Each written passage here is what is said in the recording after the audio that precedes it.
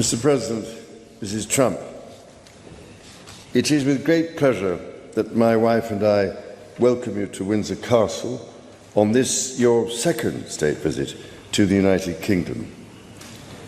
This unique and important occasion reflects the enduring bond between our two great nations, anchored by the deep friendship between our people.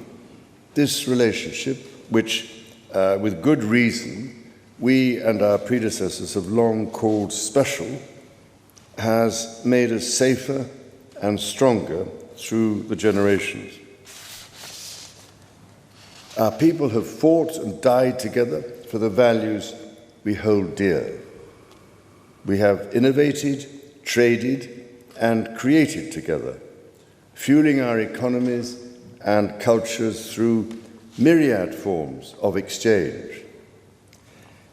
We have celebrated together, mourned together, and stood together in the best and worst of times. Mr. President, as we approach the 250th anniversary of the Declaration of Independence next year, it is remarkable to think just how far we have come. I cannot help but wonder what our forebears from 1776 would make of this friendship today. The rebel commander and pioneering First President George Washington famously vowed never to set foot on British soil. And my 5 times great-grandfather, King George III, for his part, did not spare his words when he spoke of the revolutionary leaders. Today, however, we celebrate a relationship between our two countries that surely neither Washington nor King George III could possibly have imagined. The ocean may still divide us, but in so many other ways, we are now the closest of kin. Mr. President, you have spoken of your pride in your British roots. In fact, not only have you set foot on British soil twice in the last 2 months alone, but I understand that British soil makes for rather splendid golf courses. Now, for my part, I have always admired the ingenuity of the American people and the principles of freedom which your great democracy has represented since its inception. Throughout my life, from the very first visit to the United States in 1970, and over 20 visits since that time, I have cherished the close ties between the British and American peoples.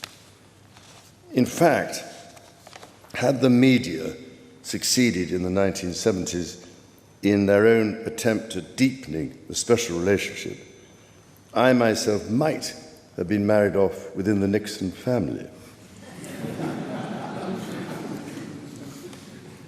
Mr. President, from York to New York, from Birmingham, England to Birmingham, Alabama, we are united by a common language and shared heritage.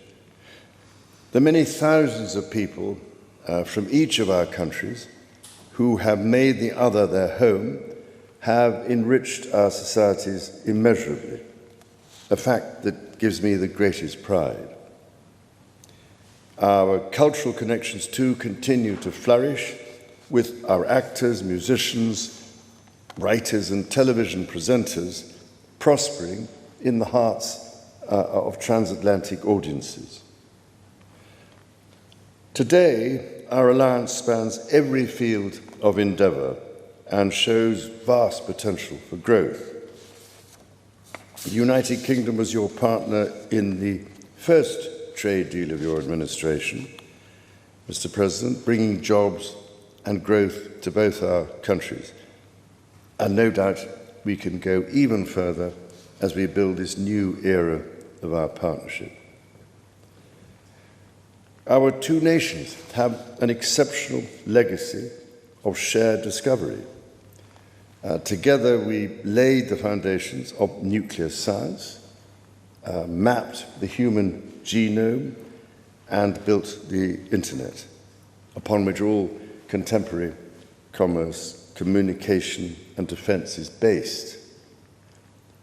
Together, our scientists and engineers are shaping the world of tomorrow, not least with new partnership agreements on technology and the prosperity that stands to bring. Our countries have the closest defense, security, and intelligence relationship ever known. In 2 world wars, we fought together to defeat the forces of tyranny. Today, as tyranny once again threatens Europe, we and our allies stand together in support of Ukraine to deter aggression and secure peace. And our AUKUS submarine partnership with Australia sets the benchmark for innovative and vital collaboration. The successes of the British Redcoats and of George Washington's Continental Army today stand shoulder to shoulder, brothers and sisters in arms, protecting the freedoms we both cherish. Our countries are working together in support of crucial diplomatic efforts, not least of which, Mr. President, is your own personal commitment to finding solutions to some of the world's most intractable conflicts in order to secure peace. In striving for a better world, we also have a precious opportunity to safeguard and to restore the wonders and beauty of nature for the generations who follow us. We share the ambition and determination to preserve our majestic lands and waters, above all, to ensure that we have clean water, clean air, and clean food. Our legacy for the next 250 years and beyond is to ensure that our children, grandchildren, and those who come after them can experience the awe and magnificence of the natural treasures found in the countryside, on the coasts, in the seas, and in the national parks established by your predecessors and mine. Mr. President, Mrs. Trump, the bond between our two nations is indeed a remarkable one. Forged in the fire of conflict, it has been fortified through our shared endeavours and burnished by the deep affection between our people. Tested time and again, it has borne the weight of our common purpose and raised our ambition for a better world. So, in renewing our bond tonight, we do so with unshakable trust in our friendship and in our shared commitment to independence and liberty. Therefore, as we celebrate this unparalleled partnership, allow me to propose a toast to President Trump and the First Lady, and to the health, prosperity, and happiness of the people of the United States of America.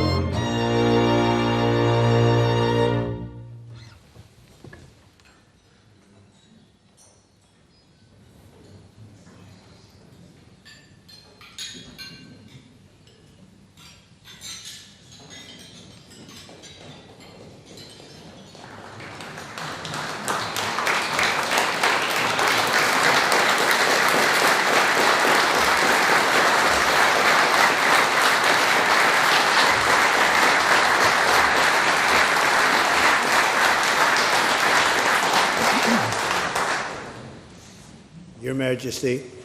Melania and I are deeply grateful to you and Queen Camilla for your extraordinary graciousness. And to William and Kate, thank you so much. It's been so great being with you today. Thank you very much. Appreciate it. It's a singular privilege to be the first American president welcomed here. And if you think about it, it's a lot of presidents, and this was the second state visit, and that's the first, and maybe that's going to be the last time. I hope it is, actually. But this is truly one of the highest honors of my life. Such respect for you and such respect for your country. For many decades, His Majesty the King has epitomized the fortitude, nobility, and the spirit of the British monarchy and the British people. He's dedicated himself to preserving the glory and unique character of this kingdom, restoring life to the rivers and streams, supporting the works of its artists and composers, planting trees and gardens in its countryside. And I just visited one of the most beautiful I've ever seen that you just completed, and protecting the architectural integrity of cities, villages, and towns. He has uplifted the poor, cared for rural farmers, and tended to wounded veterans like nobody else. I'll tell you that I just stood in line and shook about 150 hands, and the King knew every single person and every single company, and some of them had bad names like XYZ-Q3, and he knew every one of them, or at least I think he did, because nobody was complaining. I was very impressed with that. But I just want to say that His Majesty has also raised a remarkable son in His Royal Highness, Prince of Wales. Really amazing. We've gotten to know you, and I think you're going to have an unbelievable success in the future. Melania and I are delighted to visit again with Prince William and to see Her Royal Highness, Princess Catherine, so radiant and so healthy, so beautiful. It's really a great honor. Thank you. Many years ago, His Majesty opened his archives to a biographer. Among the documents was a letter from 1993 in which he described the patriotism and guided his many projects. He wrote that he was, quote, entirely motivated by a desperate desire to put the great back into Great Britain. In the finest tradition of British sovereigns, he has given his whole heart, everything he's got, to those parts of Britain that are beyond the realm of mere legislation. It's not easy, but which define its essence and its virtue, its harmony, and its soul. It's an amazing calling, and there's nobody that's answered that calling like you have. A fifth of all of humanity speaks, writes, thinks, and prays in the language born on these isles and perfected in the pages of Shakespeare and Dickens and Tolkien, Lewis, Orwell, and Kipling. Incredible people, unbelievable people like we have rarely seen before, probably won't see again. The lion-hearted people of this kingdom defeated Napoleon, unleashed the Industrial Revolution, destroyed slavery, and defended civilization in the darkest days of fascism and communism. The British gave the world the Magna Carta, the modern parliament, and Francis Bacon's scientific method. They gave us the works of Locke, and Hobbes, Smith, and Burke, Newton, and Blackstone. The legal, intellectual, cultural, and political traditions of this kingdom have been among the highest achievements of mankind. There's really never been anything like it. The British Empire laid the foundations of law, liberty, free speech, and individual rights virtually everywhere the Union Jack has ever flown, including a place called America. You know that place very well, don't you? His Majesty spoke eloquently about the bond which inspired Sir Winston Churchill, and the bust is in the Oval Office right now, the beautiful bust of Winston Churchill, to coin the phrase special relationship. But seen from American eyes, the word special does not begin to do it justice. We're joined by history and fate, and by love and language, and by transcendent ties of culture, tradition, ancestry, and destiny. We're like two notes in one chord, or two verses of the same poem, each beautiful on its own, but really meant to be played together. The bond of kinship and identity between America and the United Kingdom is priceless and eternal. It's irreplaceable and unbreakable, and we are, as a country, as you know, doing unbelievably well. We had a very sick country 1 year ago, and today, I believe we're the hottest country anywhere in the world. In fact, nobody's even questioning it, but we owe so much of that to you and the footing that you gave us when we started.